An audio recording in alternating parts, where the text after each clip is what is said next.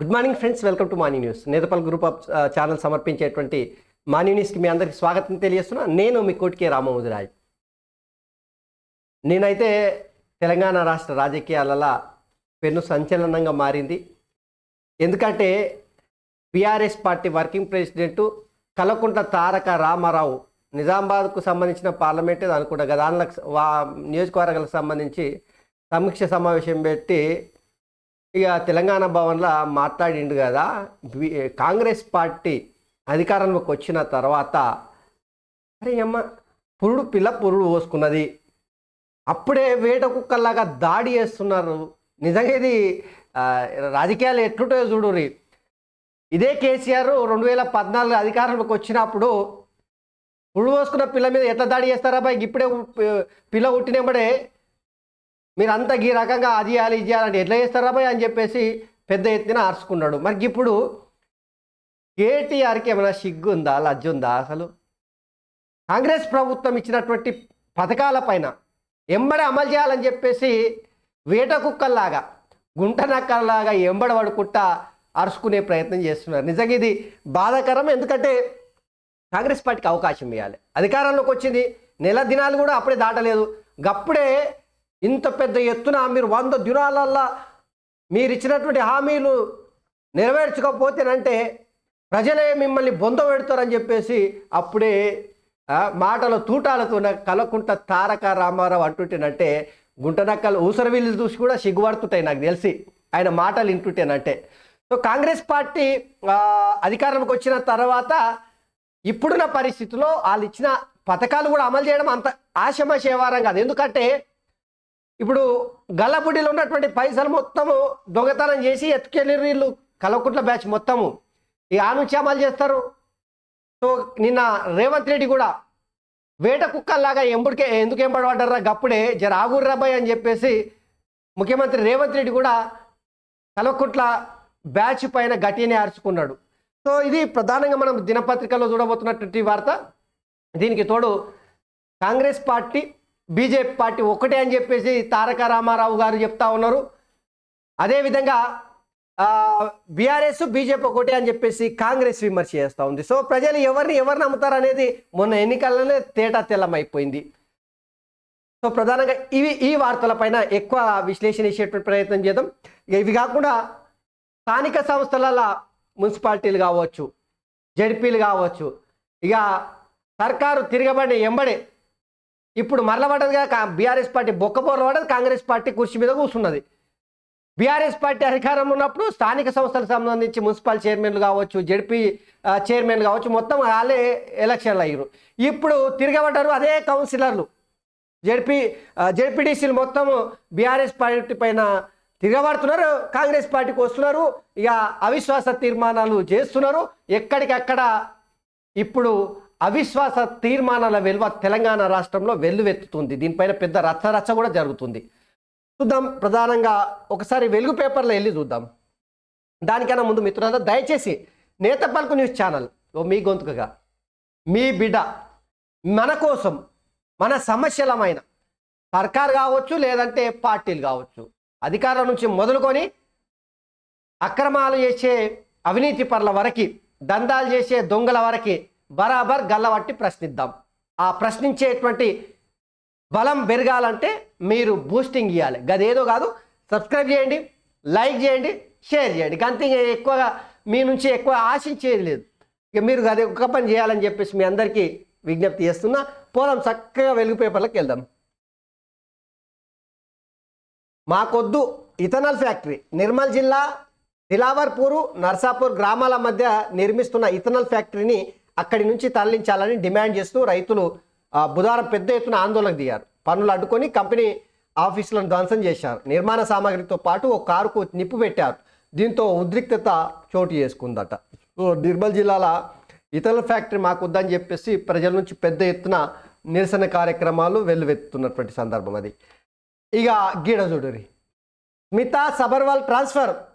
CM secretary irrigation Bhagiratha బాధ్యతల నుంచి తొలగింపు. ప్రాధాన్యత లేని ఫైనాన్స్ కమిషన్ మెంబర్ సెక్రటరీ పోస్టుకు బదిలీ. ఇరిగేషన్ సెక్రటరీగా రాహుల్ బొజ్జా ఒక్కరోజే 26 మంది ఐఏఎస్లను బదిలీ చేసిన రాష్ట్ర సర్కారు సీఎం సెక్రటరీగా చంద్రశేఖర్ రెడ్డి, ఓఎస్డీగా వేముల శ్రీనివాసులు నియామకం అంటారు. సో మొత్తం మీద అయితే టీం రేవంత్ ఐఏఎస్ ఆఫీసర్లను తయారు చేసుకుంటున్నాడు. ఈ గద్దులో భాగంగానే కేసీఆర్కు పర్సనల్ సెక్రటరీగా పనిచేసినటువంటి, ముఖ్యంగా సీఎం సెక్రటరీగా ఎవరైతే స్మితా సబర్వాల్ చేసిందో ఇక ఆమెను ఇప్పుడు ఏ ప్రాధాన్యత లేనటువంటి పోస్టుకి అమాంతం బదిలీ చేసేసారు.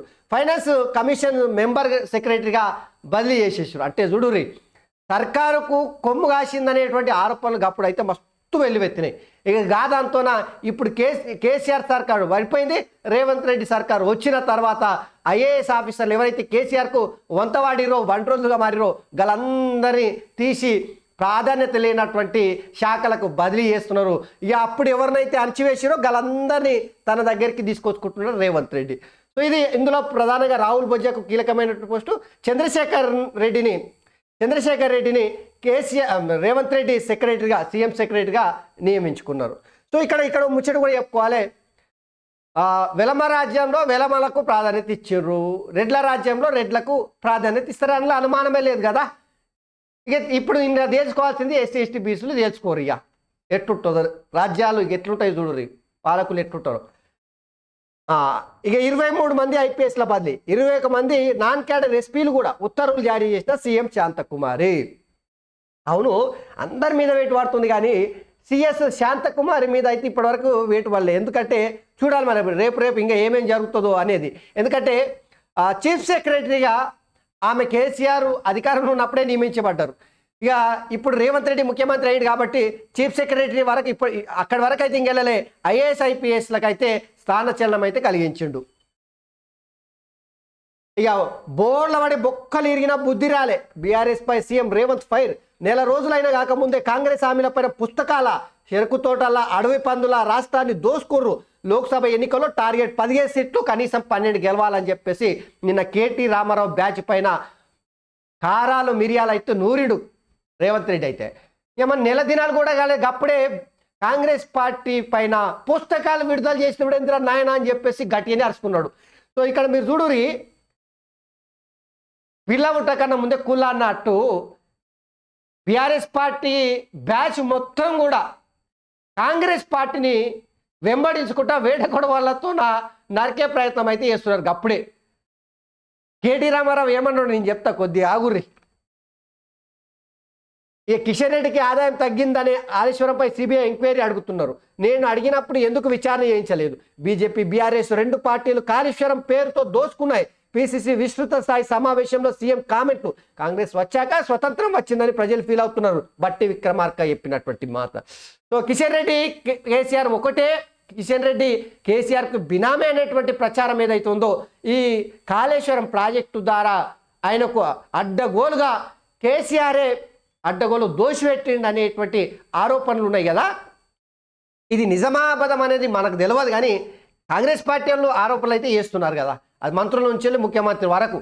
ఇక ఇప్పుడు కిషన్ రెడ్డి అందుకే ఆ కాళేశ్వరం నుంచి వచ్చేటువంటి నిధులు తగ్గినాయని చెప్పేసి మా మీద అవాకులు చెవాకులు వేలుతున్నాడు, సిబిఐ ఎంక్వైరీ కావాలంటున్నాడు అని చెప్పేసి రేవంత్ రెడ్డి కౌంటర్ ఇచ్చిండు.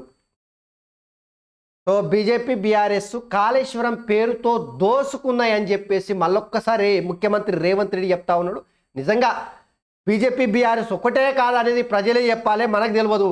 కానీ కాంగ్రెస్ పార్టీ అధికారంలోకి రావడానికి బీజేపీ బీఆర్ఎస్ ఒకటే అనేటువంటి నినాదం కాంగ్రెస్ పార్టీ బలంగా తీసుకెళ్ళింది. కాబట్టి ఈరోజు బీజేపీ పార్టీ ఒకానొక సందర్భంలో తెలంగాణలో అధికారంలోకి వస్తుంది అనేటువంటి ప్రచారం జరిగిన వాళ్ళు దాన్ని ఒడిచిపట్టుకోకపోవడం మూలంగానే బీఆర్ఎస్ పార్టీ అవినీతి, ఇరిగేషన్ ప్రాజెక్టులలో కేసీఆర్ కుటుంబం దోసుకున్నది, ఏటీఎం లాగా వాడుకున్నది, ఇవన్నీ ప్రచారం చేసింది తప్పిస్తే వాటిపైన చర్యలు తీసుకోలేదు. కాబట్టే తెలంగాణలో బీజేపీ అధికారంలోకి రాకుండా పోయింది. సో ఇవి ప్రధానంగా రేవంత్ రెడ్డి నిన్న గాంధీ భవన్లో పిసిసి విస్తృత స్థాయి సమావేశంలో మాట్లాడుతున్నటువంటి వ్యాఖ్యలు. ఇక ఊర్లలో ఇందిరమ్మ కమిటీలో 5 సభ్యులతో ఏర్పాటుకు కాంగ్రెస్ నిర్ణయం. స్కీమ్స్ ప్రజలకు అందేలా చూసుకునే బాధ్యత కమిటీలకు. త్వరలోని నామినేటెడ్ పదవులు లిస్టు రెడీ చేస్తున్న ఏఐసిసి సోనియా గాంధీని రాష్ట్రం నుంచి పోటీ చేయించేలా తీర్మానం చేసిరాడు. ఒక ముచ్చట చూడరి, ఆంధ్రప్రదేశ్లో వాలంటీర్లను పెట్టుకున్నారు. ఇక ఈడ 5 సభ్యులతో ఇందిరమ్మ కమిటీలు అని చెప్పేసి కాంగ్రెస్ పార్టీ ఏర్పాటు చేయబోతుందట రేవంత్ రెడ్డి గారు. దయచేసి ఒక్కసారి ఆలోచించారు. మీరు కేసీఆర్ ఎట్లయితే టీఆర్ఎస్ పార్టీ గులాబీ కనుగొక్కున్నలకు గులాబీ రంగు మీద వేసుకున్న పథకాలకు ఎట్లయితే అమలు చేసిరో గా పని మాత్రం చేయకూడదు. దయచేసి గది వేసిర్రా కథం మీరు కూడా గల్లంత అయిపోతారు. దయచేసి ఆలోచన చేయరు. సరే ఇందిరమ్మ కమిటీలు అని ఊర్లలో వేసుకుంటున్నారుగా, ఏరి పథకాల అమలు కోసం ప్రయత్నం చేయరు. కానీ ఒకటి మాత్రం గుర్తుపెట్టుకోరి, మీ పార్టీ క్యాడర్కి మీ పార్టీ కార్యకర్తలకే ఇచ్చే ప్రయత్నం చేస్తానంటే పదవుల గురించి నేను చెప్పట్లేదు. పథకాలు ప్రజలందరికీ అందేలే అరువులు ఎవరిని విడిచిపెట్టకుండా అందరికీ అందే విధంగా మీరు చూడాల్సినటువంటి బాధ్యత ఉంది. అది తెలంగాణలో ప్రజాస్వామ్య విలువలను కాపాడతారని చెప్పేసి మిమ్మల్ని గద్దెనెక్కించారు. అది ఒక్కటి ఆలోచన చేయుర్రి.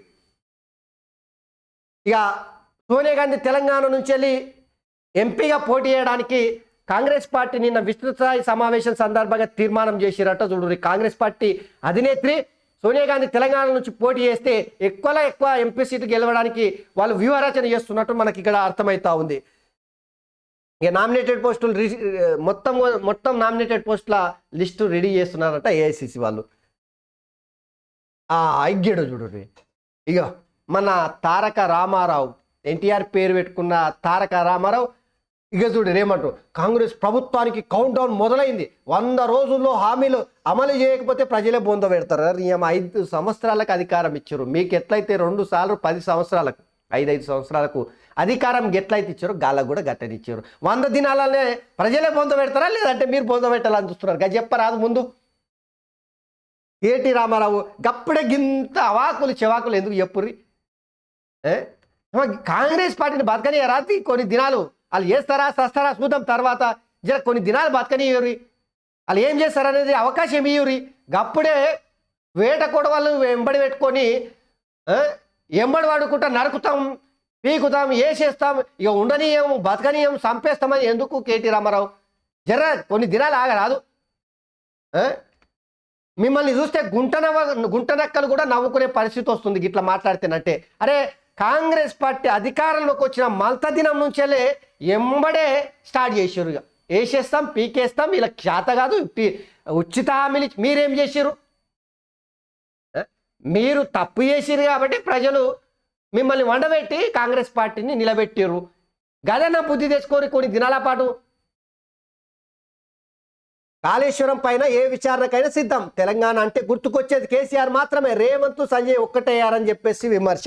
తెలంగాణ అంటే కేసీఆర్ అనే గుర్తుకొస్తాడు. అయిపోయింది కేసీఆర్ పని. ఇచ్చిర్రు అవకాశం, అందుకనే కదా 10 ఏళ్ల పాటు మీకు అధికారం ఇచ్చారు. 2 సార్లు అధికారంలోకి ఎందుకు ఇచ్చిర్రు అనుకున్నారు? కేసీఆర్ జర మంచి చేస్తాడేమని ఇస్తేనంటే మీరేం చేసినారు? అమాంత నాక్క తినేసారు తెలంగాణను.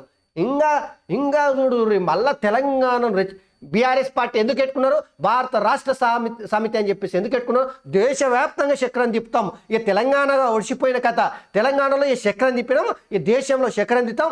పిఎంని నరేంద్ర మోడీని, బీజేపీ పార్టీని, కాంగ్రెస్ పార్టీని, ఈ జాతీయ పార్టీలు 130 ఏళ్ళ నుంచి వెళ్ళి 140 ఏళ్ళ నుంచి వెళ్ళి కాంగ్రెస్ పార్టీ, 40-30 ఏళ్ళ నుంచి వెళ్ళి బీజేపీ పార్టీ ఏం చేసిర్రా బాయ్? ఇక మేము వచ్చి పొడిచేస్తాం, నరికేస్తాం, పీకేస్తాం. ఇక అయిపోయింది. ఇక బీఆర్ఎస్ పార్టీ దేశంలో అధికారం కోసం. బీఆర్ఎస్ పార్టీ లేకుండా ఈ దేశం నడవదు. బీఆర్ఎస్ అంటే కేసీఆర్ జపాన్ని మించి, చైనాను మించి దేశాన్ని అద్భుతంగా అభివృద్ధి చేస్తాడని చెప్పేసి ఊదరగొట్టే ఉపన్యాసాలు ఇచ్చి ఇచ్చి ఇచ్చి ఇచ్చి చేస్తే ఏం చేశారు తెలంగాణ ప్రజలు?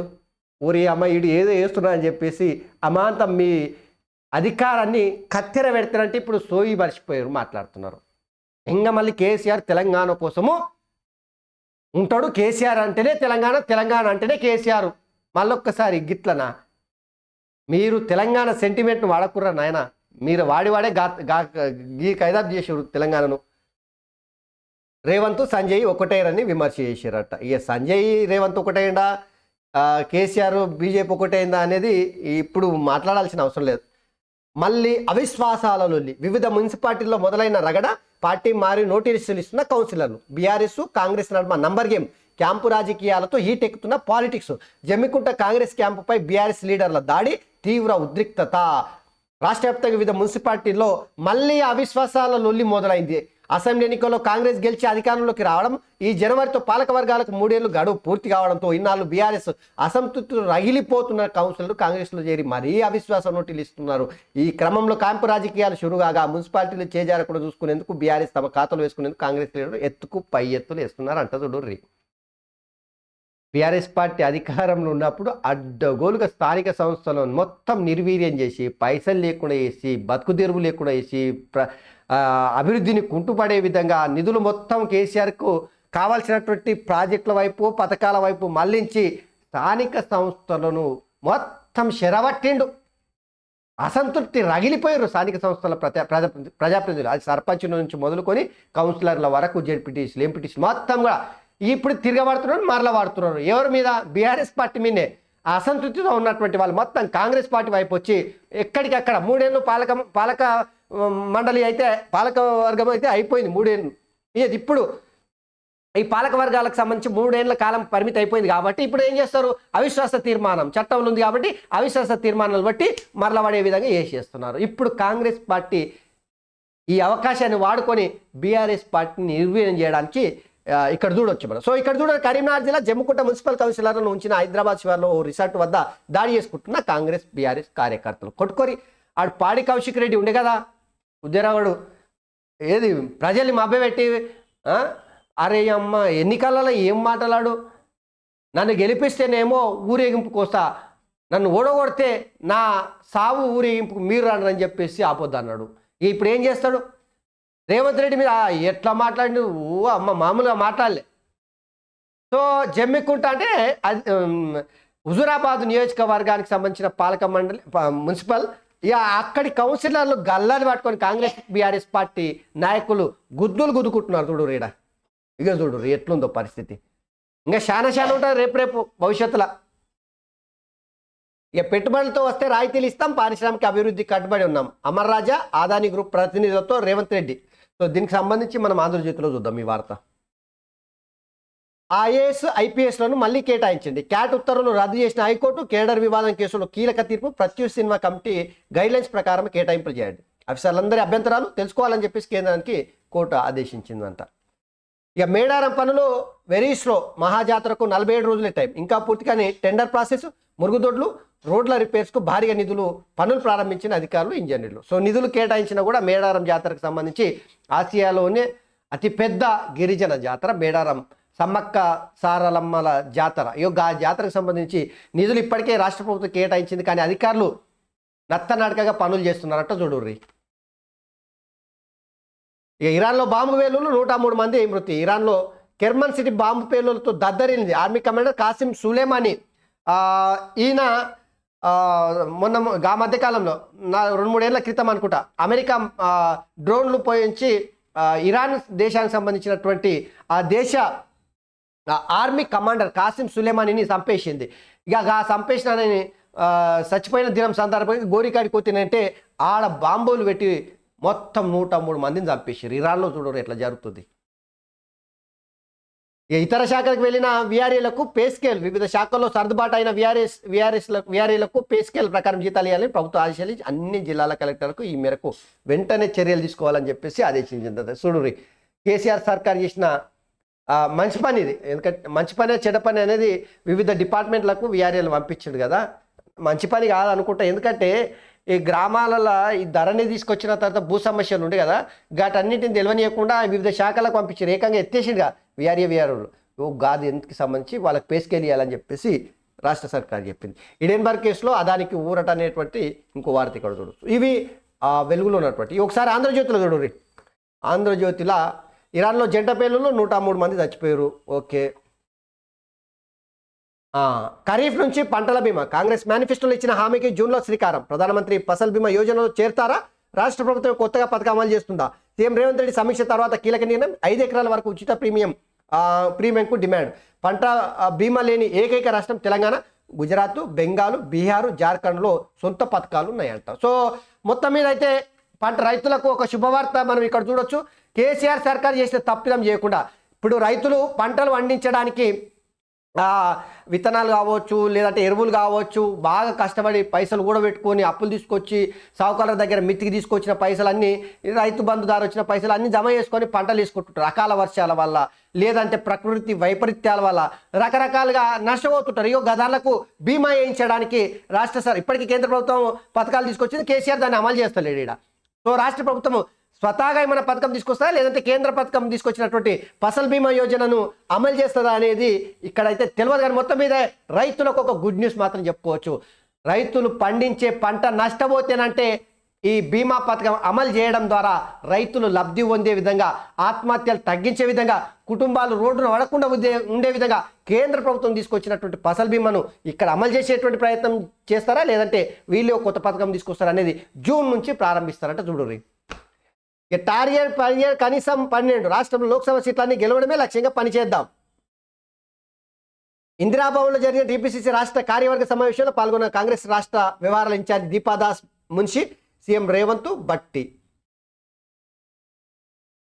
ఇక చూడరు, 8 నుంచి 12వ తేదీ దాకా నేతలతో సమీక్షలు, పార్టీ కోసం కష్టపడ్డ వారికి సముచిత స్థానం, చెరుకు తోటలో అడవి పందుల బీఆర్ఎస్ దోపిడీ, ఎన్నికల్లో బోర్ల పడి బొక్కలిరిగినా వారికి బుద్ధి రాలే, కాళేశ్వరం అవినీతిపై జ్యుడిషియల్ విచారణ తథ్యం, దానిపై సిబిఐ విచారణ ఏం చేయాలని చెప్పేసి కిషన్ రెడ్డి అడగడం, దొంగకు పట్టించాలనడమే టీపీసీసీ విస్తృత స్థాయి భేటీలో ముఖ్యమంత్రి రేవంత్, సార్వత్రిక ఎన్నికల్లో రాష్ట్రం నుంచి సోనియా గాంధీ పోటీ చేయాలని కోరుతూ సమావేశాల తీర్మానం, గ్రామాల్లో ఇందిరమ్మ కమిటీల ఏర్పాటుకు మొత్తం మీద అయితే నిర్ణయం తీసుకున్నారు. ఇక నేడు ఢిల్లీకి సీఎం రేవంత్ రెడ్డి లోక్సభ ఎన్నికలు నామినేటెడ్ పోస్టు పైన చర్చించడానికి కేంద్ర పెద్దలతో, కాంగ్రెస్ పార్టీ పెద్దలతో కలవడానికి రేవంత్ రెడ్డి వెళ్తా ఉన్నాడు. ఈ రాష్ట్రంలో Adani data centre, aerospace park కొత్త పెట్టుబడులు పెట్టడానికి సిద్ధంగా ఉన్నట్టు వెల్లడి, సీఎం రేవంత్ రెడ్డితో ఆదాని గ్రూప్ ప్రతినిధులు చర్చలు, శంషాబాద్లో ఎనర్జీ పార్క్ పరిశోధన కేంద్రం పెడతాం, ముఖ్యమంత్రితో అమర్ రాజా చైర్మన్ గల్లా జయదేవ్, కొత్త పరిశ్రమలకు స్థానాలకు అత్యధిక ప్రాధాన్యత ఇస్తాం, ప్రభుత్వ పరంగా పూర్తి సహకారం అందిస్తామని చెప్పేసి ఇక్కడ వార్త చూడొచ్చు. సో మొత్తం మీద అయితే నిన్న పిసిసి విస్తృత స్థాయి సమావేశం సందర్భంగా రేవంత్ రెడ్డి మాట్లాడినటువంటి మాటలు అయితే ప్రధానంగా 2-3 అంశాలు మనం గుర్తుపెట్టుకోవాలి. ఒకటి, బీఆర్ఎస్ పార్టీ కాంగ్రెస్ పార్టీ పైన ఏదైతే అప్పుడే మాటలు యుద్ధం స్టార్ట్ చేసిందో దానిపైన కౌంటర్ ఇచ్చిండు. ఇక కాళేశ్వర అవినీతి పైన సిబిఐ ఎంక్వైరీ కావాలని చెప్పేసి బీజేపీ పార్టీ అధినేత, రాష్ట్ర అధినేత కిషన్ రెడ్డి చేసినటువంటి ఏదైతే వ్యాఖ్య ఉందో దానికి కౌంటర్ ఇచ్చేసిండు. ఇక ముఖ్యంగా సోనియా గాంధీని తెలంగాణ నుంచి పోటీ చేయించడానికి తీర్మానం చేశారు.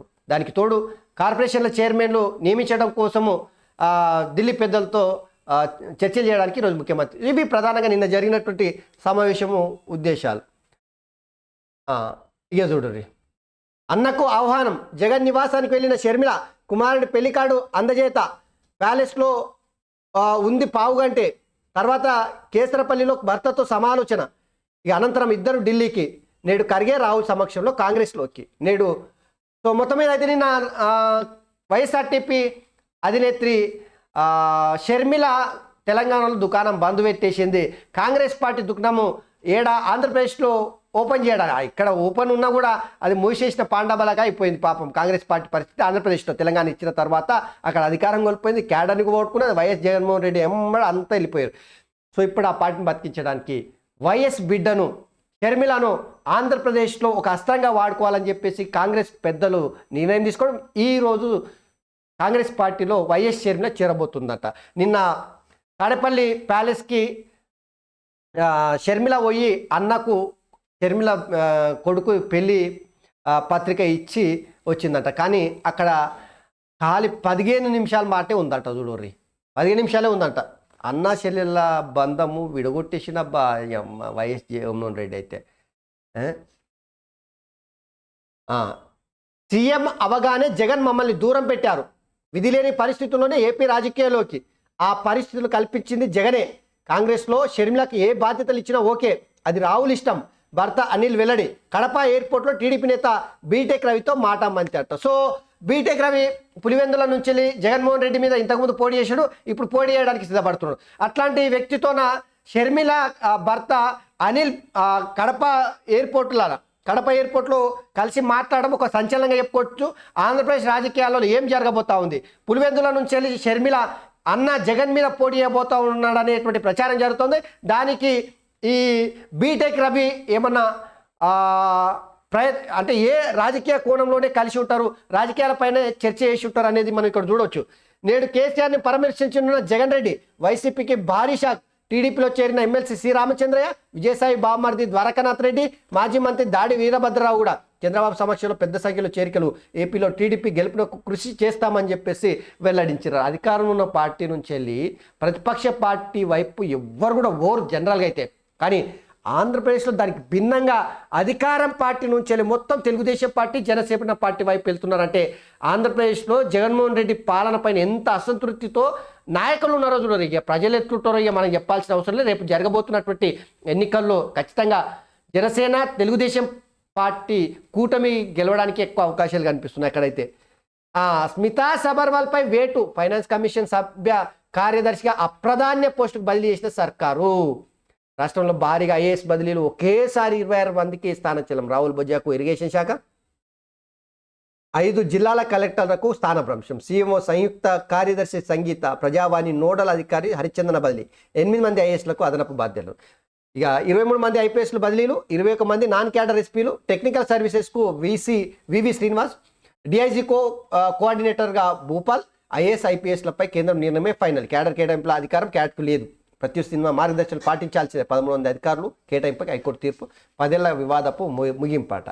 ఇక ఆదానిపై ఇక దర్యాప్తు అవసరం లేదు. దర్యాప్తును సిట్ లేదా సిబిఐకి బదిలీ చేసేందుకు సుప్రీం నిరాకరణ. దర్యాప్తు పూర్తికి సెబీకి 3 నెలల గడువు. సత్యమే గెలిచింది ఆదాని. క్రోనీ క్యాపిటలిజంపై పోరు కొనసాగిస్తాం. ఈ తీర్పుతో కోర్టు విశ్వసనీయతను పంచుకోలేకపోయింది కాంగ్రెస్ అని చెప్పేసి ఇంకోటి వార్త. సో ఆదాని కంపెనీ పైన దర్యాప్తు కోసం సిబిఐ, ఈడీకి ఇవ్వాలని చెప్పేసి, ఏదైతే సిబిఐకి ఇవ్వాలని చెప్పేసి సుప్రీంకోర్టు నిరాకరించిందట కాంగ్రెస్ పార్టీ అడిగిన దానిపైన, అవినీతి పైన. సో ఇదైతే కొంత వివాదం అయితే ఉంది బీజేపీ కాంగ్రెస్ పార్టీ మధ్య. ఆదానికి బీజేపీ పార్టీ నరేంద్ర మోడీ దోషి పెడుతున్నారు అనేటువంటి ప్రచారం ఏదైతే ఉందో అది కోర్టుల వరకు వెళ్ళింది. సుప్రీంకోర్టు కూడా సిబిఐతో ఎంక్వైరీ చేయించాల్సిన అవసరం లేదని చెప్పేసి తేల్చి చెప్పిందంట. సో కాంగ్రెస్ పార్టీ ఎంబడే క్రోనీ క్యాపిటలిజం పైన పోరు కొనసాగిస్తామని చెప్పింది. నాకు అందేలోపే మీడియాలో వస్తుంది. నా ప్రతిష్టను దెబ్బతీయడం కోసమైనా మద్యం కేసులో ఈడీ 3వ సమాధానం జారీ చేయడంపై ఢిల్లీ సీఎం కేజ్రీవాల్ ప్రశ్న. తిరిగలేదు, విచారణకు రాలేదు. ప్రశ్నలు పంపండి, సమాధానాలు ఇస్తా. ఈడీకి లేఖ రాసిన ఆప్ అధినేత. ఏం జరుగుతుంది ఢిల్లీలో ఈడీ ఇప్పటికే ఈ లిక్కర్ దందాల మనీష్ సిసోడియా, అజయ్ జైన్ లాంటి వాళ్ళ మంత్రులనే ఏకంగా లోపల పడేసేసింది. సో ఇక్కడ నిజంగా చెప్పాలంటే ఈ లిక్కర్ దందాల బీజేపీ కనుక తెలంగాణలో కవితను అరెస్ట్ చేసి ఉంటే వాళ్ళ తలరాత మారేది. కానీ ఆ అరెస్ట్ చేయకపోవడమే వాళ్ళ కొంప ముంచేసింది. ఇప్పుడు అరవింద్ కేజ్రీవాల్ని మొత్తం మీద అయితే ఈడీ విచారణ పేరు మీద మలమల రమ్మంటుంది, నా ప్రతిష్టను దిగజారుస్తున్నారు అని చెప్పేసి 3వ నోటీసులు ఇస్తే నాకు ప్రశ్నలు పంపించారు, నేను సమాధానాలు ఇస్తాను అని చెప్పేసి లెటర్ రాసిందట. సో ఏం జరగబోతుంది ఢిల్లీ రాజకీయాలు అనేది రేపు తెలిసే అవకాశం ఉంటుంది. ఇందిరమ్మ ఇంటికి PMY నిధులు. ప్రధానమంత్రి ఆవాస్ యోజన నిధులను వాడుకోవాలని రాష్ట్ర సర్కారు యోచన. త్వరలో కేంద్రానికి చెప్పేందుకు ప్రణాళిక. ప్రజాపాలన దరఖాస్తుల స్వీకరణ తర్వాత పథకం అమలుకు చర్యలు. PMAY పథకాన్ని తీసుకొని గత సర్కారు. కేసీఆర్ నిజంగా కదా కేంద్ర ప్రభుత్వం ఇచ్చినటువంటి ఎన్ని పథకాలు, అద్భుతమైనటువంటి పథకాలు కదా. గా పథకాలని రైతులకు ఇచ్చేటువంటి బీమా, ఫసల్ బీమా యోజన కావచ్చు, లేదంటే ఆరోగ్యశ్రీ లాంటి కేంద్రం తీసుకొచ్చినటువంటి పథకం కావచ్చు, ఇవన్నీ ఏది అమలు చేయలే కేసీఆర్. నాయంత పోటుమన్నాడు ఇంకెవడు ఉంటారు బాయ్, నేను ఇస్తే ప్రజలు తీసుకుంటారు, ఆ కేంద్ర పోలీసు నాకేం అవసరము, గట్ల గందరగోళం చేశారు తెలంగాణను. సో అందుకనే కేసీఆర్ ఇంటికి సాగనంపించేసారు. TSPSC ప్రక్షాళన, సమూల మార్పులకు సర్కారు సిద్ధం. ఇప్పటికే కేరళ వెళ్ళొచ్చిన కమిషన్ కార్యదర్శి. అక్కడ ఉద్యోగ నియామకాలపై పరిశీలన. ఉద్యోగి రిటైర్ అయ్యే సమయానికి కొత్త వారు పోస్టులో చేరేలా భర్తీ ప్రక్రియ. 5న ఢిల్లీకి ఐఏఎస్లు వాణిప్రసాద్, నదీం. UPSC విధానాలపై అధ్యయనం. అనంతరం రాష్ట్ర ప్రభుత్వానికి నివేదన. దాని ఆధారంగా రాష్ట్ర పబ్లిక్ సర్వీస్ కమిషన్లో మార్పులు. సో TSPSCని ప్రక్షాళన చేయడానికి అధికారులు సిద్ధమైనరు. ఇక కేరళలో అక్కడి కమిషన్ ఎట్లా పనిచేస్తుంది, కేంద్ర ఉద్యోగాలను నియమించేటువంటి UPSCని పరిశీలించడానికి అక్కడికి వాణిప్రసాద్, నదీం అనే ఐఏఎస్లు పోతా ఉన్నారట. రేవంత్ రెడ్డి గారు ఎంత తొందరగా అయితే అంత తొందరగా తెలంగాణలో నిరుద్యోగుల ఆశలను నిలబెట్టుర్రి. కడుపు గాలింది ఆక్రోషణ. మీరు గత ఎన్నికల్లో ప్రచారంలో నిరుద్యోగులు స్వయంగా పనిచేసి పెద్ద ఎత్తున మీకోసము, మీ గెలుపు కోసం ప్రయత్నం చేశారు. ఆ నిరుద్యోగుల ఆశలను తొందరలోనే మీరు నిలబెట్టాలని కోరుకుంటున్నాను నేనైతే. సో TSPSC చేసిన అవకతవకలపైన ఎంక్వైరీ కూడా చేయరు. నిజమైనటువంటి ఎవరైతే దొంగలు ఉంటారో పట్టుకొని గల్లబట్టి తీసుకొని జైళ్ళల్లో సిప్పకుడు తినే విధంగా అలా చేయరు. టీఎస్పీఎస్సీని నాశనం చేసి పేపర్లను లీకులు చేసి బయట బఠానీలకు పుట్నాలకు లేదంటే అర్రాజు పెట్టి అమ్మిన వ్యక్తులను తీసుకొని లోపల బొక్కల పడేరి. ఎవడనే కావచ్చు, పెద్దోడు కావచ్చు, చిన్నోడు కావచ్చు. లక్షల మంది ఈరోజు రోడ్డున పడ్డారు. లక్షల మంది కడుపు కాలింది, జీవితాలు ఆగమైపోయినాయి. వాళ్ళ వయసు మీరిపోయింది. ఉద్యోగాలు లేక, ఉపాధి లేక, కుటుంబానికే భారమై ఆత్మహత్యలు చేసుకునే పరిస్థితి తీసుకొచ్చినటువంటి కేసీఆర్ కుటుంబం లేదంటే కేసీఆర్ పాలకులు దయచేసి వాళ్ళ మీద ఎవడైతే నక్కలు కావచ్చు, తోడేళ్ళు కావచ్చు, ఎవడన్నా ఏ బొక్కలు దూరినా గుంజుకరండి లోపల పడేరి. కాంగ్రెస్ 420 హామీలు 27 పేజీలతో బుక్లెట్ విడుదల చేసిన బీఆర్ఎస్. కాంగ్రెస్ అడ్డగోలుగా హామీలు ఇచ్చిందనే ధ్వజం, మోసం చేస్తామంటే ఊరుకోబోమని స్పష్టీకరణ. ఈ ఓటమికి 170 కారణాలు. ఆత్మ పరిశీలన చేసుకొని ముందుకెళ్తాం. లోక్సభ ఎన్నికలకు అభ్యర్థులపై 22 తర్వాత నిర్ణయం. కాంగ్రెస్ బీజేపీ మధ్య అవగాహన కుదిరింది. ప్రజల దృష్టి మళ్లించేందుకే మాపై విమర్శలు. కేసీఆర్ సీఎం కాకపోవడాన్ని జనం జీర్ణించుకోవట్లే. బీఆర్ఎస్ వర్కింగ్ ప్రెసిడెంట్ కేటీఆర్ వెల్లడించిండు. సో మొత్తం మీద అయితే కాంగ్రెస్ 420 హామీలు ఇచ్చింది అనేటువంటి ముచ్చట చెప్పుకొస్తా ఉన్నాడు. ఇక్కడ కేటీ రామారావు బ్యాచ్ చెప్తున్నటువంటి మాటలు నిన్న నిజామాబాద్కు సంబంధించినటువంటి పార్లమెంటు ఎన్నికలకు సంబంధించిన తెలంగాణ భవన్లో ఏదైతే సమావేశం జరిగిందో ఆ సమావేశం సందర్భంగా చేసినటువంటి వ్యాఖ్యలు నిజంగా ఇవి సిగ్గు అనిపిస్తలేదా కేటీఆర్కి? ఎంత సిగ్గుచేట అంటే, ఎంత బాధాకరం అంటే, ఇప్పుడే పుట్టిన పిల్ల మీద గింత పెద్ద ఎత్తున దాడి చేసుడేంద్రా బైని. జర అవకాశం ఇయ్యి. ప్రతిపక్షం అన్న తర్వాత ప్రతిపక్ష పాత్ర పోషించాలి, ప్రజల తరపున నిలబడి కొట్లాడేయాలి. అది బరాబరు ప్రజాస్వామ్యంలో అది లేకపోతే ప్రజలకు న్యాయం జరగదు. అరే అమ్మ గప్పుడే మొన్న నెల దినాలు కూడా కాలే, 30 దినాలు కూడా కాలే పుట్టి కాంగ్రెస్ పార్టీ గప్పుడే ఎంబడి వేటకోడు వాళ్ళు తీసుకొని ఎంబడి పడితే ఎట్లా రాబాయ్? 420 అప్పుడేనా? మీరు 420 కాదా? మీరు ఏం చేసిరా బాయ్? తెలంగాణకు ప్రశ్నించేటోళ్ళను అరెస్టులు చేసుడు, అక్రమ కేసులు బనాయించుడు, దాడులు చేసుడు, ఇవి ఎవడు చేసిండు? ఇవి మీ పథకాలు తెలంగాణ ప్రజలకి ఇవ్వరా నాయన అంటే గులాబీ రంగు వేసుకున్న వాళ్ళకి ఇచ్చిర్రు. మళ్ళా అది మరి ఎవరికి చెప్పుకోలే? అవినీతి అక్రమాలు మీ రాజ్యంలో ఉన్నప్పుడు ఎన్ని జరిగినాయి రా బాయ్? ఈ కేటీ రామారావు కాంగ్రెస్ 420 హామీలు మీరు వాళ్ళు ఇచ్చిన ప్రతి హామీ మీరు ఇచ్చిర్రా బాయ్? వాళ్ళేమో ఏ పథకం అన్న కావచ్చు, 6 గ్యారెంటీలల్లా ఇప్పుడు రుణమాఫీ కావచ్చు, లేదంటే పింఛన్లు వాళ్ళు 4,000 6,000 ఇస్తామంటే మీరు అంతగానే ఇస్తామన్నారు, ఎక్కిస్తామన్నారు. రుణమాఫీ మీరు ఎక్కిస్తామని ప్రతి దాన్ని మీరు మీ మేనిఫెస్టో లేదా? ఇంత పనికి మాలిన అక్కరకి రాని ముచ్చట్లు చెప్పుకొస్తుంటేనంటే ప్రజలు ఎట్లా నమ్ముతారు? జర విశ్వసనీయత కోల్పోకురి. అసలుకే ఎసురు వస్తుంది చూడురి. ఓటమికి 170 కారణాలు, ఆత్మపరిశీలన చేసుకొని ముందుకెళ్తాం. లోక్సభ ఎన్నికలకు అభ్యర్థులపై 22 తర్వాత నిర్ణయం. కాంగ్రెస్ బీజేపీ మధ్య అవగాహన కుదిరింది. ప్రజల దృష్టి మళ్లించేందుకు మాపై విమర్శలు. కేసీఆర్ సీఎం కాకపోవడాన్ని జనం జీర్ణించుకోవట్లే. BRS working president KTR. జనం జీర్ణించుకుంటలేరా? మీరు జీర్ణించుకుంటారు. అధికారం కోల్పోయిన తర్వాత ఇట్లా తల్లడిల్లుతున్నారు. ప్రతిభను ఖాళీ చేసిన తర్వాత మీ వెన్నుల్లో వణుకు పుడుతుంది. ప్రజలు మంచుకున్నారా బా? ఇప్పుడు ప్రజాస్వామ్యాన్ని నిలబెట్టిన అనేటువంటి మంచి సందర్భం ఉందని చెప్పేసి కాంగ్రెస్ పార్టీ అధికారంలోకి రావడానికి ప్రజలే కదా కృషి చేసి ప్రజలు జీర్ణించుకుంటారు. అదే కొడుకు ఈ మాటలు ఎట్లా వినాలి? ఇప్పుడు కేటీ రామారావు ఈ ఉద్యమ చెట్టు బంధు పెట్టు. చాలు, మస్తు మాట్లాడినావు, మస్తు చేసినావు, అన్ని కాడికి దోచుకున్నారు, ప్రజల్ని హింసించారు, బాధ పెట్టారు, అన్నీ భరించారు ప్రజలు. ఇంకా కూడా మళ్ళీ ప్రజలు ఏ ప్రజలు అన్నారా భయ్ మీతోనా?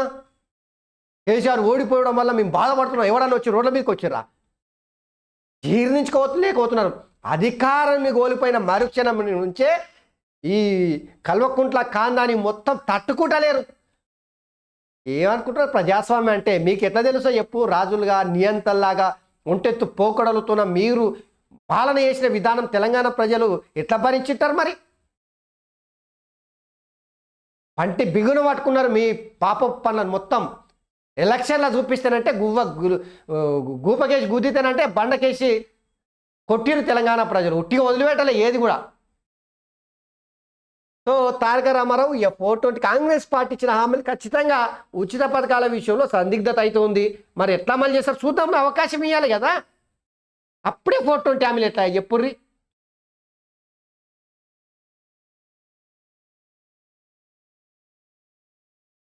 సో ఇవి అందరూ చెప్తిಲ್ಲ. ఇక ఒకసారి ఇక గుమాస్తా పత్రికలు ఏమేమి ఉన్నాయో చూద్దాం ఒకసారి. బగ్గుమన్న ఇథనాల్ రైతులపై లాఠీ చార్జీ. నిర్మల్ జిల్లా అబ్బో కొడుకు అప్పుడే స్టార్ట్ అయిందా.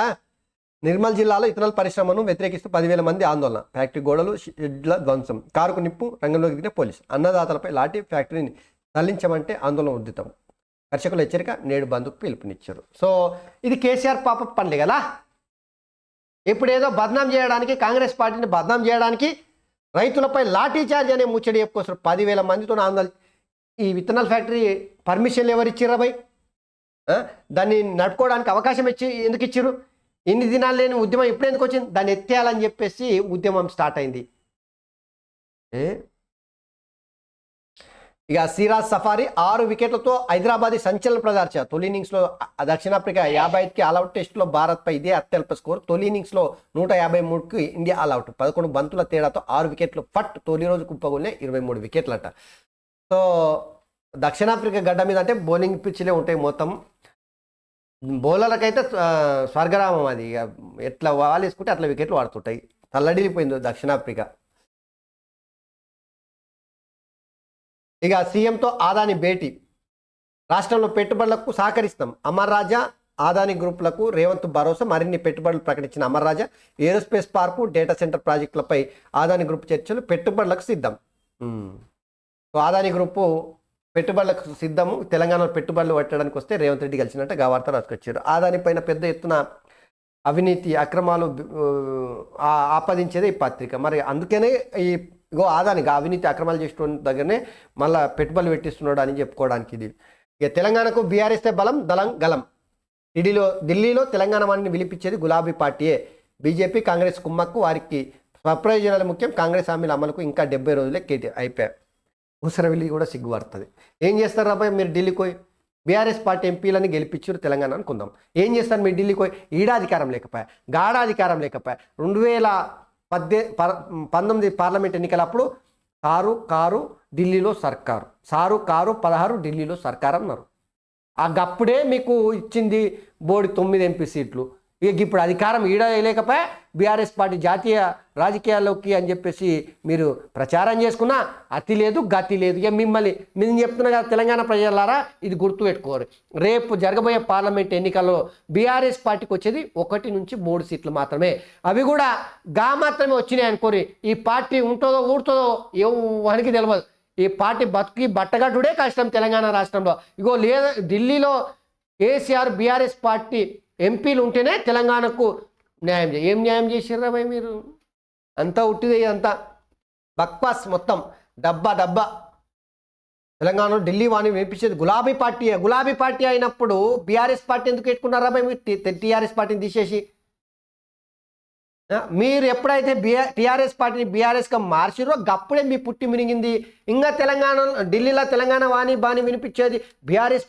ఓడ్చిపోయిన కథ అది. గులాబీ పార్టీ అంటున్నాడు, బీఆర్ఎస్ పార్టీ అనకుండా చూడూరి. ఆదాని గ్రూప్ అక్రమాలపై సెబీ సీతకన్ను. ఓకే. ఇరాన్లో మరణకాండ 103 మంది మృతి చెందింది, 108 మంది గాయాలైనాయి. ఇక భారీగా ఐఏఎస్లు ఐపీఎస్లో బదిలీలు. 18 మంది ఐఏఎస్లు, 23 మంది ఐపీఎస్లు. జీఎంఓ సంయుక్త కార్యదర్శి సర్వే సంగీత. ఇక మే 10 నుంచి వెళ్ళి టీఎస్ ఎంసెట్ సంక్రాంతి సెలవులు 6 రోజులు. 12 నుంచి 17 వరకు పాఠశాలకు సెలవులు అంట. 18 బడులోపను, 13, 16 వరకు కాలేజీలకు. ఇక బాత్రూమ్కి వెళ్తే బయోమెట్రిక్ అంట. టాయిలెట్కు వెళ్ళొచ్చిన ప్రతిసారి అభ్యర్థుల తనిఖీ తప్పనిసరి. అధికారులు, అబ్జర్వర్లు, సహకారులకు నిబంధన. జేఈ నిర్వహణపై ఎన్టీ కీలక నిర్ణయం అంట. ప్రపంచంలోనే అతిపెద్ద క్రూయిజ్ షిప్ అంట. టైటానిక్ కన్నా 5 రెట్లు పెద్దది. ఈ నెల 27న ప్రారంభించబోతా ఉన్నారంట. ఇక జిఎస్డిపిలో తెలంగాణ టాప్. ఇంకా అదే ఇప్పుడు జిఎస్డిపి తెలంగాణ దేశంలోనే ఆదర్శం. తెలంగాణను మించినటువంటి రాష్ట్రం లేదు. జిఎస్డిపిలో తెలంగాణ #1. జిఎస్డిపిలో తెలంగాణ #1 ఎన్ని దినాలు చెప్పుకుంటారా భయ్? ఓడిచిపోయిన కథ అది. ఇంకా చెప్పుకుంటే ఏమో ఓటు పడేది ఉందా? ఇప్పుడు ఉన్న ముచ్చట చెప్పరా తెలంగాణ ప్రజలకు? దేశంలో క్యాన్సర్ భూతం. ఆసియాలో 2వ స్థానంలో భారత్. 2019లో 12 లక్షల కొత్త కేసులు నమోదు. మహారాష్ట్రలో 9.3 లక్షల మంది మృతి లాన్సెట్ అధ్యయనంలో వెల్లడించారట. సో క్యాన్సర్ విపరీతంగా పెట్టిరేగిపోతుందంట భారతదేశంలో. ఇవి గుమ్మస్తా వార్తలు. ఒకసారి తీన్మార్ మలానా పత్రిక ఏమునో చూద్దాం. ఇక డబ్బా కొడతాడు దవాంచి కాంగ్రెస్ పార్టీకి. చూద్దాం కాంగ్రెస్ పార్టీని డబ్బా కొడతాడు అనే కన్నా బీఆర్ఎస్ పార్టీని నడుచుకుంటాడు అనేది ప్రధానం. ఇక ప్రతి నెల ఆర్టీసీకి మహాలక్ష్మి నిధులు నిత్యం 20 లక్షల మంది మహిళలు ప్రయాణం చేస్తున్నారు. ఇప్పటి వరకు 10 కోట్ల విలువైన 0 టికెట్ల మంజూరు. Deputy CM Mallu Bhatti Vikramarka RTC సిబ్బందికి రావాల్సిన బకాయిలపై సమీక్ష చేసిందట.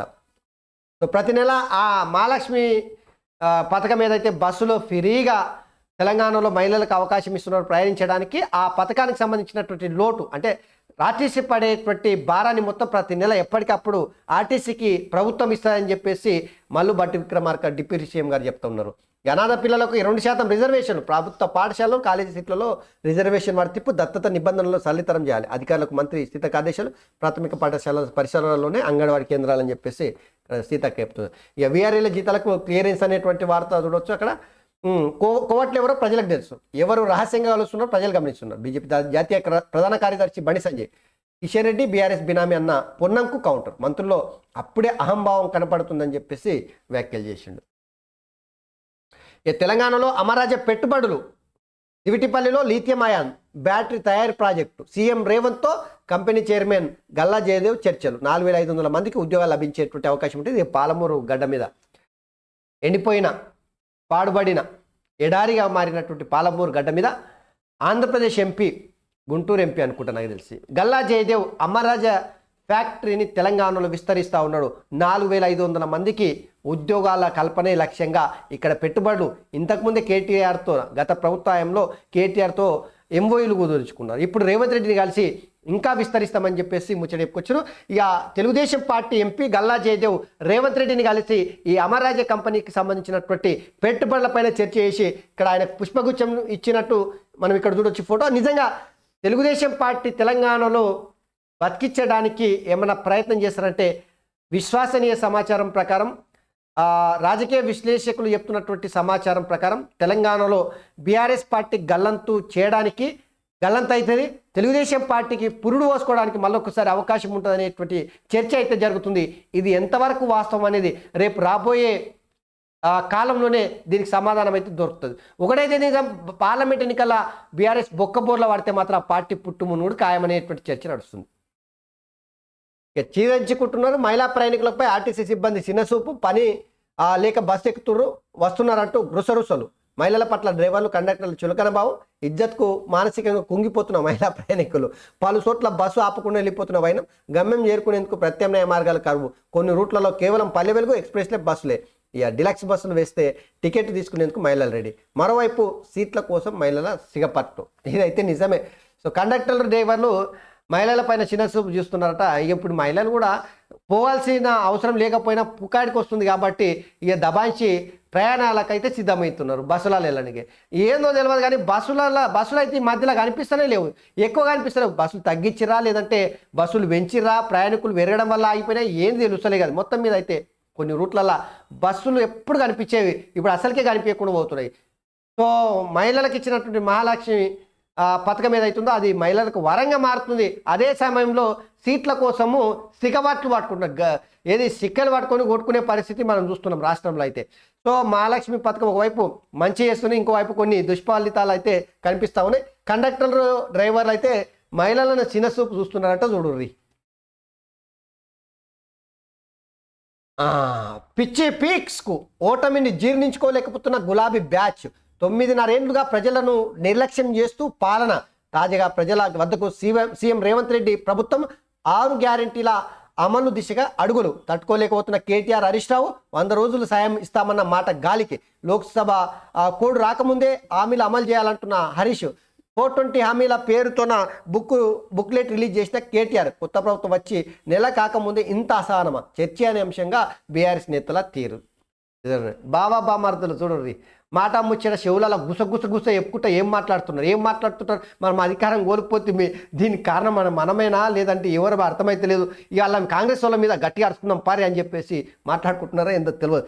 పిచ్చి పీక్స్కు చేరింది అనడంలో ఏం అనుమానం లేదు. 100 దినాల అవకాశం ఇస్తామో ఆ తర్వాతనే విమర్శిస్తామని ఇల్లే శాసనసభలో హరీష్ రావు చెప్పిండు. మరి ఏమైంది అందజనాలు?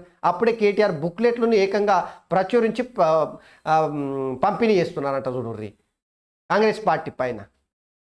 జర అవకాశం ఏరా నాయన, అప్పుడు ఎందుకు ఇంతగానం ఊరుకులాట? ఇండియా కూటమి కన్వీనర్గా నితీష్ లోక్సభ ఎన్నికలకు రెడీ అవుతున్న ఇండియా కూటమి అనేటువంటి వార్త ఇక్కడ చూడవచ్చు. భేటీలు నిర్వహిస్తూ ఐక్యతగా వెళ్లాలని నిర్ణయం. కూటమి కన్వీనర్గా నితీష్ నియామకం. విపక్షాల లీడర్ల వర్చువల్ సమావేశంలో ఆమోదించే ఛాన్స్. మద్దతు ప్రకటించిన అరవింద్ కేజ్రీవాల్. నితీష్ లాలుతో కాంగ్రెస్ నేతల చర్చలు. పీఎం అభ్యర్థి ప్రకటించకుండానే ఎన్నికలకు వెళ్ళబోతా ఉంది. సో ఇండియా కూటమి ఏమైనా బీజేపీ పార్టీని నిలువరించడానికి ప్రయత్నం చేస్తుందంటే ఉత్తర భారతదేశంలో ఖచ్చితంగా పనిచేస్తుంది ఈ మంత్రం. కొంతవరకు అయితే మంత్రం పనిచేస్తుంది. సిరాజ్ దెబ్బకు సౌత్ ఆఫ్రికా విలవిల అయిందని చెప్పేసి ఇక్కడ చూడొచ్చు. దానికి తగ్గట్టే సౌత్ ఆఫ్రికా కూడా బదిలీ ఇచ్చారు. రాష్ట్రంలో భారీగా ఐఏఎస్ ఐపీఎస్ల బదిలీలు. ఇవి శనార్థి తెలంగాణలో తీర్మానం మల్లన్న పత్రికలు ఉన్నట్టు ప్రధానమైన వార్తలు. సో మిత్రులారా, మర్చిపోకురి నేత పలుకు న్యూస్ ఛానల్ సబ్స్క్రైబ్ చేయండి, లైక్ చేయండి, అట్టనే ప్రజలందరికీ చేర్చండి. ఇది మీ ఛానల్, మీ గొంతుగా మన సమస్యలపైన పోరాడదాం. Thank you very much. ధన్యవాదాలు.